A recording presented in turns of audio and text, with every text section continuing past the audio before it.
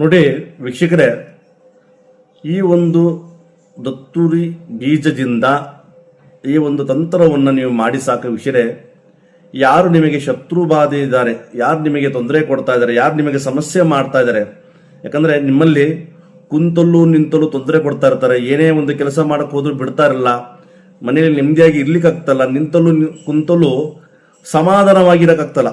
ಆ ವ್ಯಕ್ತಿಯಿಂದ ನಿಮಗೆ ತುಂಬಾ ತೊಂದರೆಗಳಾಗ್ತಾ ಇದ್ರೆ ಈ ದತ್ತುರಿ ಬೀಜದಿಂದ ಈ ಒಂದು ಚಿಕ್ಕ ಕೆಲಸವನ್ನು ನೀವು ಮಾಡಿ ನೋಡಿ. ಏನ್ ಮಾಡಬೇಕಪ್ಪ ಅಂತಂದ್ರೆ, ಕಪ್ಪು ಬಟ್ಟೆ ತಗೊಳ್ಳಿ. ಆ ಕಪ್ಪು ಬಟ್ಟೆಯಲ್ಲಿ ದತ್ತುರಿ ಬೀಜವನ್ನ ಮತ್ತು 5 ಲವಂಗವನ್ನ ಮತ್ತು 3 ಕರ್ಪೂರ ತಗೋಬೇಕು. ಆ ಕರ್ಪೂರದಲ್ಲಿ ನಿಮಗೆ ಯಾರು ತೊಂದರೆ ಕೊಡ್ತಾ ಇದ್ದಾರೆ, ಯಾರು ನಿಮಗೆ ಸಮಸ್ಯೆ ಮಾಡ್ತಾ ಇದ್ದಾರೆ, ಅವರ ಹೆಸರನ್ನ ಬರೆದು ಸಂಪೂರ್ಣವಾಗಿ ಆ 3 ವಸ್ತುಗಳು ನಾನು ಹೇಳಿದ ದತ್ತುರಿ ಬೀಜ, ಲವಂಗ ಮತ್ತು 3 ಕರ್ಪೂರ ಕಪ್ಪು ಬಟ್ಟೆಲೆ ಹಾಕಿ ಗಂಟನ್ನು ಕಟ್ಟಿ ನೀವು ಆ ವಸ್ತುವನ್ನು ಏನು ಮಾಡಬೇಕಪ್ಪ ಅಂತಂದ್ರೆ, ನೀವು ಮಲಗುವ ದಿಮ್ಮಿನ ಕೆಳಗಡೆ ಇಟ್ಟು ನೀವು ಮಲ್ಕೋಬೇಕು.